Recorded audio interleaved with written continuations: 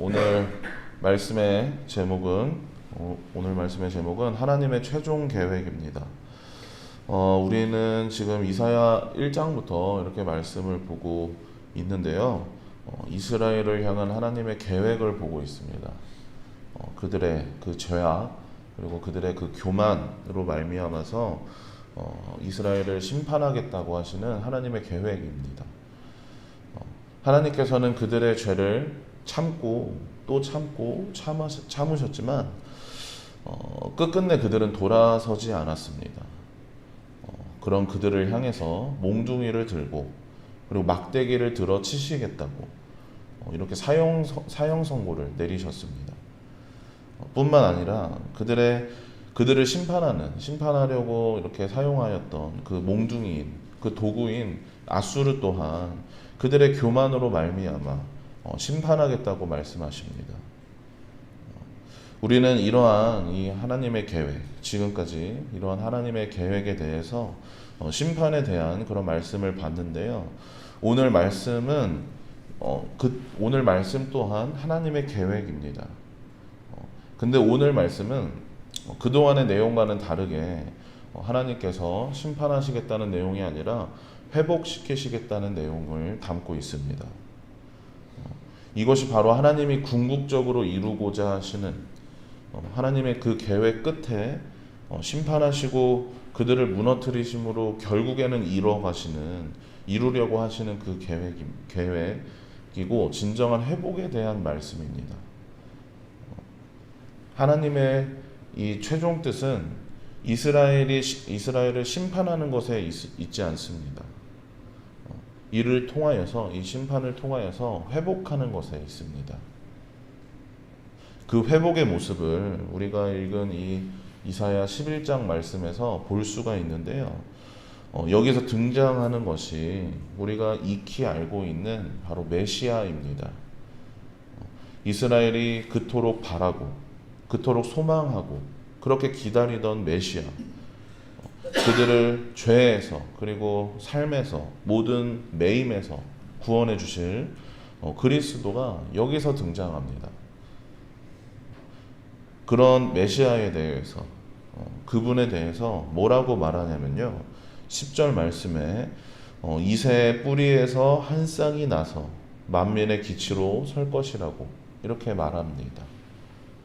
이새가 누구죠? 다윗의 아버지죠. 네, 그 뿌리에서 나오는 한 쌍. 근데 1절 말씀에서 뭐라고 말하냐면요. 이새의 줄기라고 말합니다.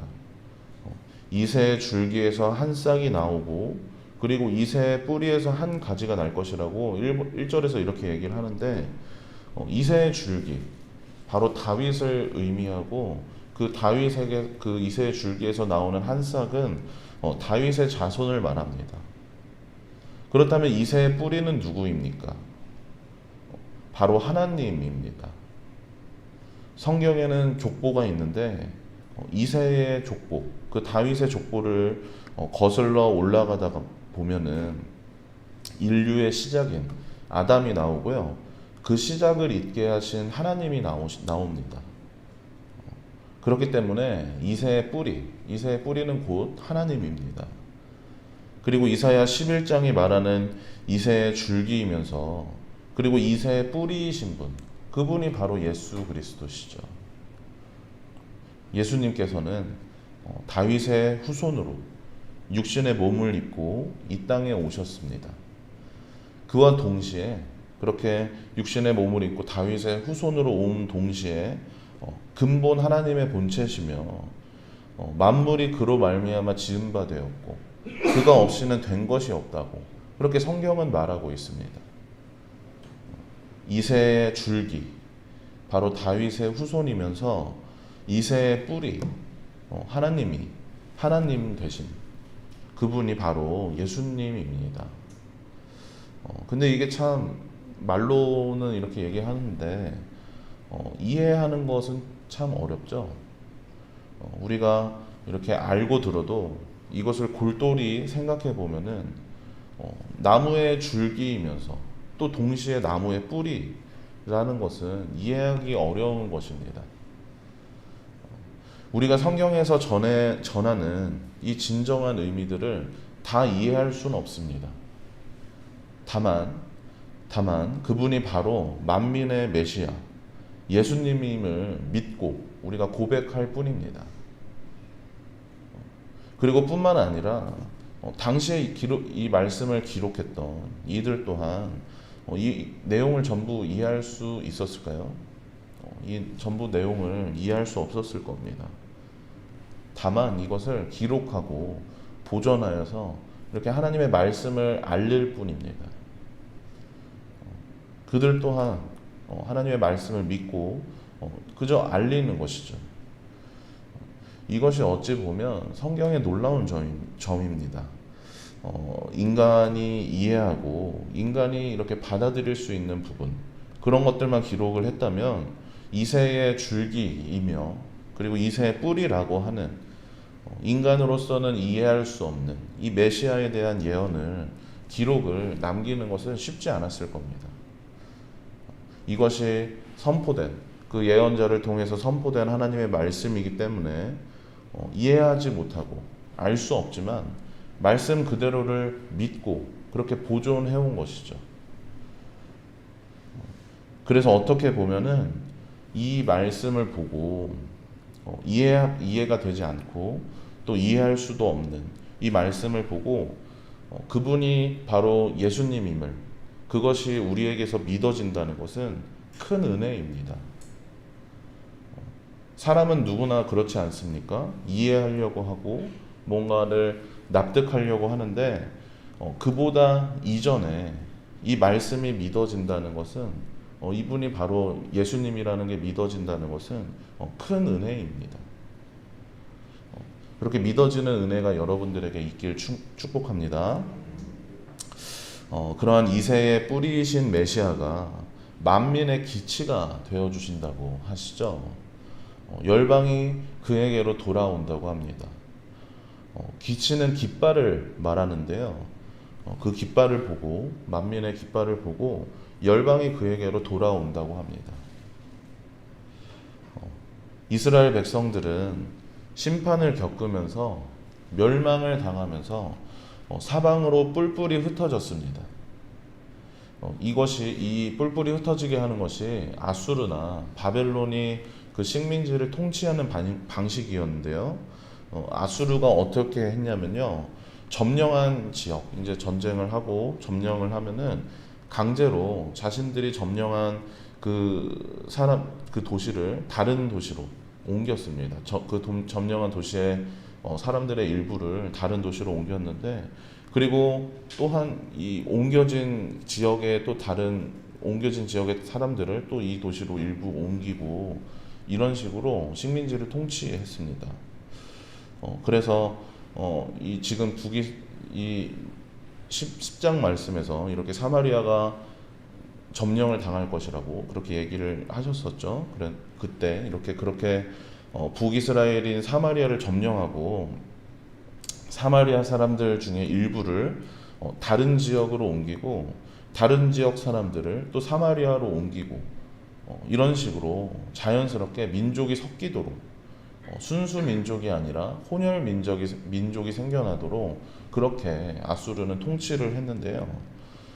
아수르가 이런 식으로 민족을 섞고 또 혼혈을 만들어서 무엇을 하려고 한 거냐면은 그 민족성을 흐리게 만들려고 한 것입니다. 그리고 그를 통해서 이렇게 자신들에게 저항하지 못하도록 그렇게 만든 것입니다.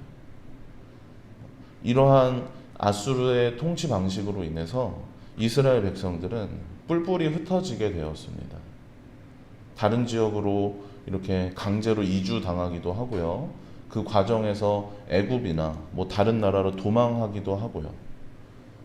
그렇게 이스라엘 백성들은 동서남북으로 흩어지게 되었습니다.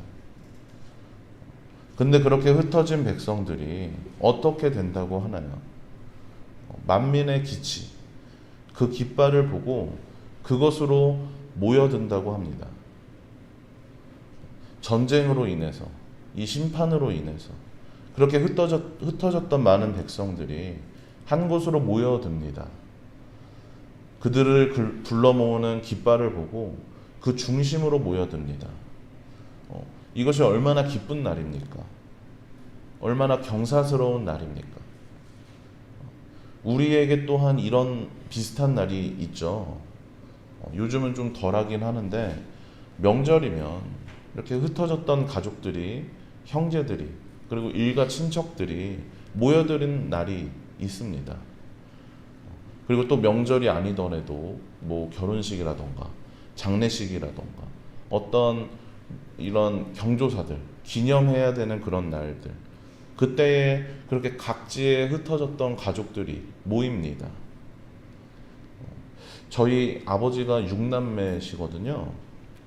근데 지금은 이제 할아버지가 돌아가셔서 안 그러는데 저희 할아버지 살아계실 때는 이렇게 명절이면 모두 큰 집으로 모였습니다. 경기도 광주에 있는 이 큰 집으로 모였는데 그렇게 모일 때면은 대전에서 오시는 분도 계시고 부산에서 오시는 분도 계시고 전주에서 오시는 분도 계셨어요. 정말 전국 각지에서 각 지역에서 모이는 거죠. 아마 그런 집안들이 많을 겁니다.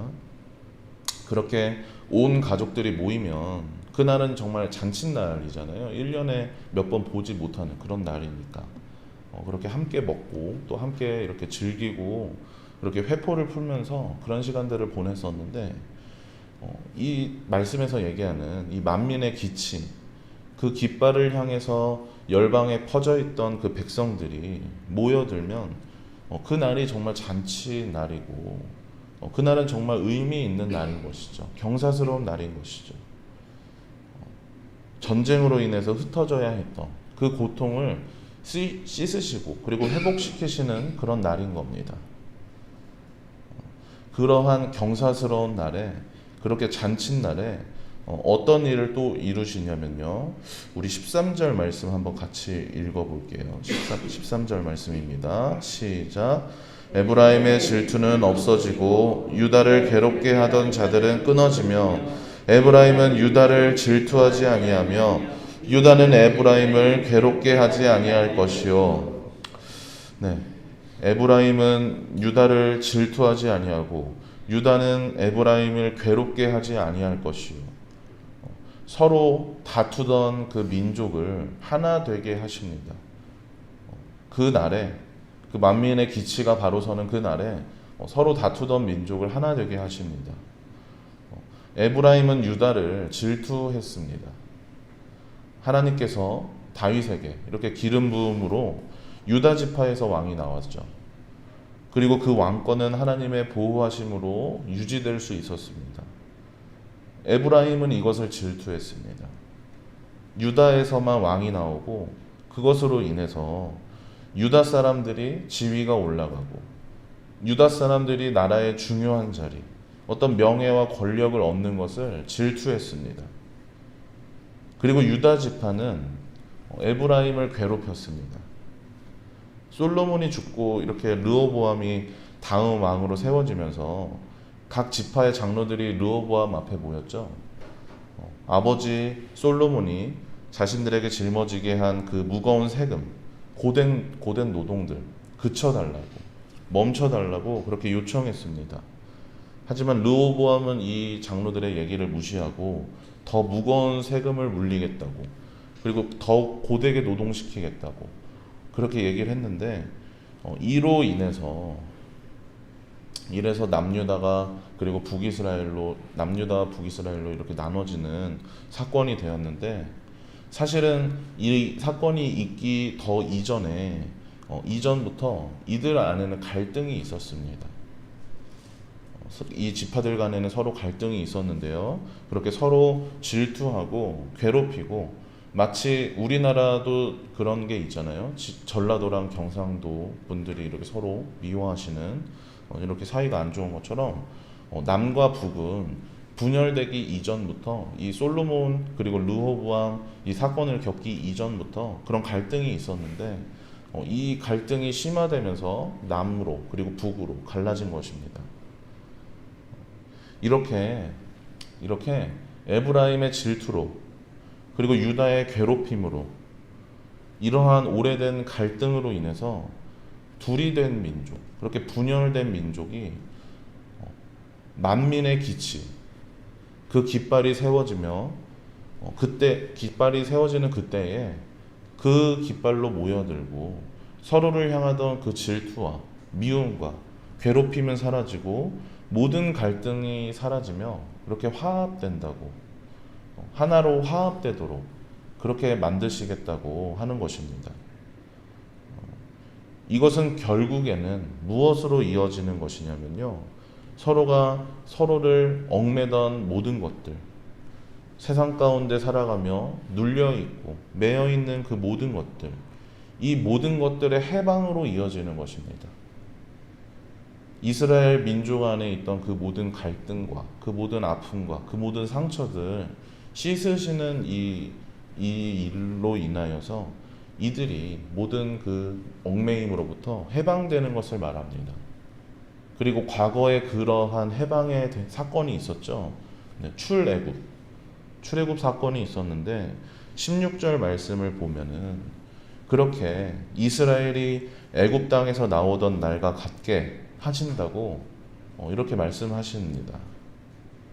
이스라엘이 애굽 땅에서 나온 날, 그렇게 과거에 그들이 겪었던 그 출애굽, 그것을 재현하시면서 제2의 출애굽을 그렇게 하신다는 겁니다. 종살이에서, 매임에서, 속박과 굴레에서 그 모든 것에서 벗어난 자유한 삶, 하나님의 인도하심 아래 그런 삶을 이루어 가도록 그렇게 하나님께서 만드신다는 겁니다.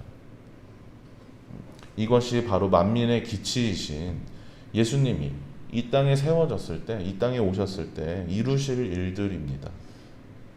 그리고 그분이 이 땅에 오셨죠.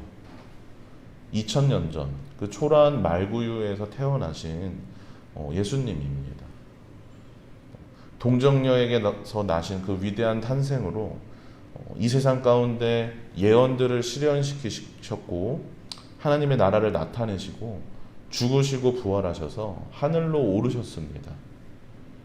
그리고 이제 무엇이 남아있냐면 이 지금 말씀에서 얘기하는 이 일들, 이 예언들의 최종적인 성취, 이미 예수님이 이 땅에 오심으로 죽으시고 부활하심으로 예언은 성취되고 완성되었습니다.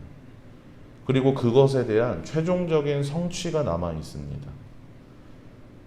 이 땅에 다시 오시겠다고 약속하신 그날, 진정한 메시아이신 예수님께서, 신랑 되신 예수님께서 구름 타고 이 땅에 오시겠다 하는 그날, 우리 남은 자들을 다시 한 자리에 모으시고 서로가 서로를 향해서 갖고 있던 그 모든 갈등들 사라지게 하시는 그 날에 최종적인 성취가 우리에겐 남아 있습니다.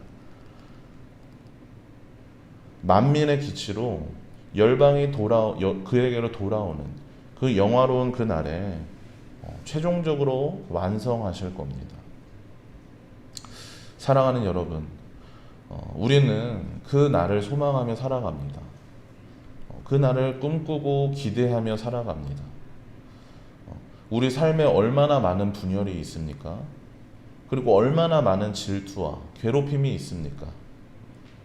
무엇 하나 자유롭지 못하고 여기저기 눈치 봐야 하고, 이렇게 했을 때 저 사람이 기분 나빠하지 않을까? 저렇게 했을 때 안 좋은 말이 나오면 어떡하나? 우린 이런 갈등과 속박과 그런 굴레 속에서 살아갑니다. 하지만 이 모든 것을 사라지게 하실 그 날, 제2의 출애굽, 하나님의 최종 계획, 그렇게 만민의 기치가 바로 설 때 이 모든 것을 사라지게 하시겠다고 합니다.